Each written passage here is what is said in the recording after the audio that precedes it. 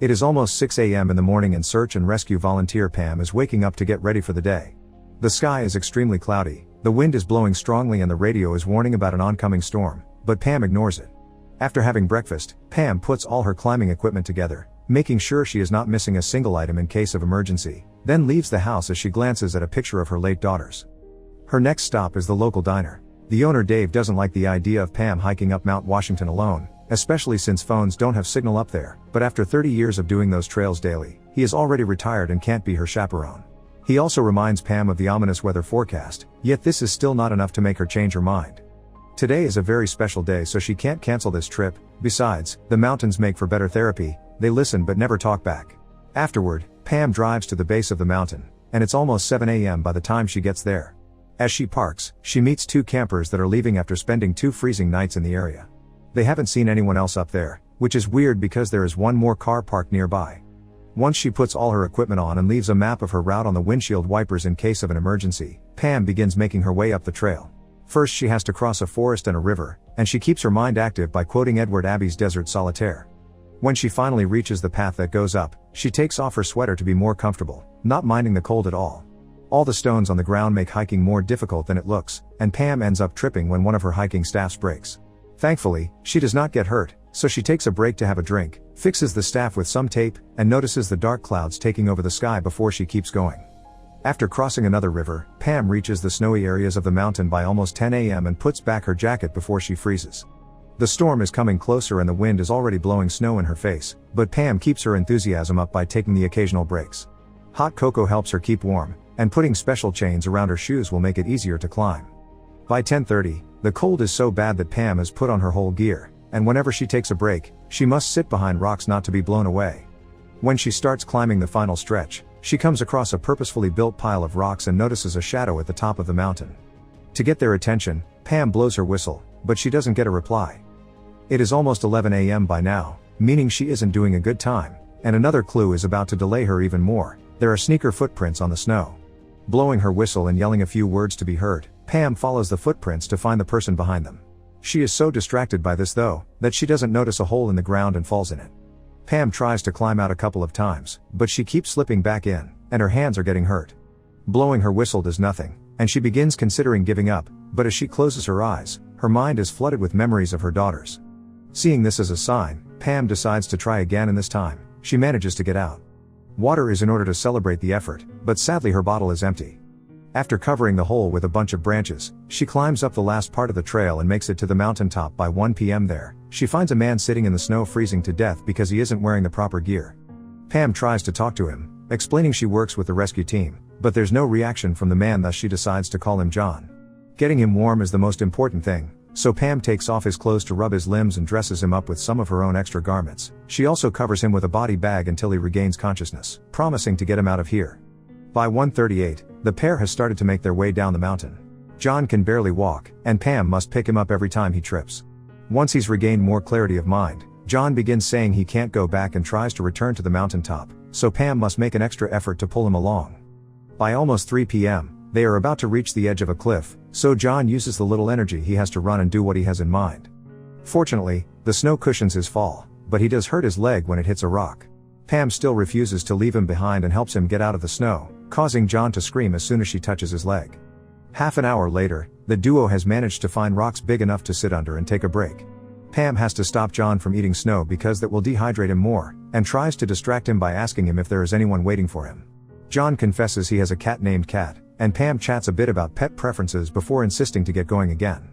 3:30 is late for this trail standards, and they need to get below the tree line before dark. They don't want to be up here when night falls and the temperature drops 20 degrees. By 5:30, they finally start seeing some trees. This area is pretty steep and John is quite tired, causing him to trip and roll down the hill, bumping into Pam and dragging her with him.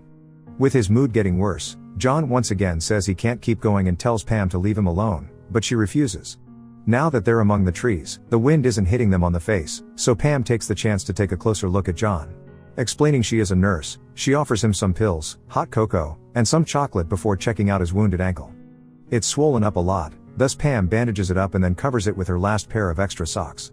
Seeing Pam's jacket clearly now, John finally understands she is part of the rescue team, but he is disappointed to hear that the lack of signal here means there won't be a helicopter or backup coming. Thinking they aren't going to make it, John starts crying, but Pam promises him once again that she will take him home. Walking through the forest doesn't turn out to be as easy as it should because of John's ankle, and Pam has to keep him from falling asleep. By the time they reach the river, John can barely walk, so he has to cross the water by crawling on a fallen tree. Unfortunately, both John and the tree are wet and slippery, causing John to fall into the river and be dragged away by the water current. Pam follows the path next to the river, making it to the mouth by 6:10, meaning it's already pretty dark. Thinking she has failed, Pam begins crying, but then a noise alerts her of something in the water. It's John, who is barely unconscious and holding onto a rock. Pam doesn't hesitate to get into the pond to drag John out and hug him tightly, as both admit that it had been pretty scary. By 7:13, the duo can see the road in the distance, and Pam encourages John to sing in order to forget the pain as she helps him to walk.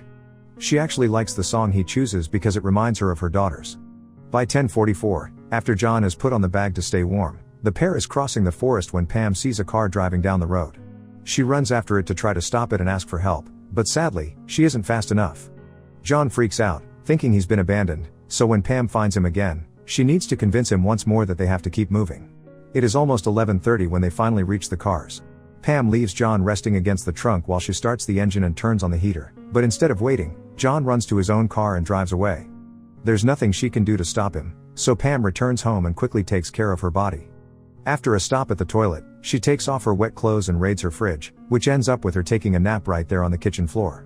When she wakes up sometime later, she takes a warm bath and finally allows herself to cry her heart out. That night, Pam dreams of the day she lost her daughters. She was woken up by a weird smell, and as soon as she realized it was a gas leak, she opened the window to take a clean breath. Afterward, she rushed to check on her children, but unfortunately it was too late, they were both dead. Since then, Pam always leaves at least one window open, even in winter. 5 days later, Pam gets a message from Dave telling her to check the news. It turns out she's famous now. John has told the police his story, and journalists didn't take long to find out who the lone woman that saved the depressed man was, although John himself asked to remain anonymous. Pam hears her name on the radio and sees her pictures in various articles, but has no interest in contacting anyone for fame. She continues her routine of hiking up the mountain trail as she waits for a call from the local police with an answer to her request, but sadly their message isn't helpful. When John filled his report, he didn't offer his real name or a phone number. One afternoon, a reporter called Patrick shows up at Pam's house. She tries to tell him she isn't the woman from the news, but Patrick has seen her picture so he doesn't believe her. Seeing as she has no other choice, Pam invites him in and answers his questions. She hasn't heard a single word from John, and she doesn't think it matters why he had been on top of the mountain in November with few layers of clothes. Patrick wants to find John, thinking he may have something to tell Pam, but she thinks if John would have wanted to tell her something, he would already have. A few days later, Pam goes to Dave's diner and finds John waiting for her. He gives her back her clothes, asks her to keep calling John, and comments his ankle is healing well. Afterward, he finally explains what was he doing on top of that mountain. A year ago, John lost his girlfriend, and he started to have trouble picturing her face even if he can describe it. He also began wondering what dying means and where the dead go. When Pam found him, John had gone back to the mountain to look for his girl and realized that he didn't need to actually look, he only had to wait and she would come for him.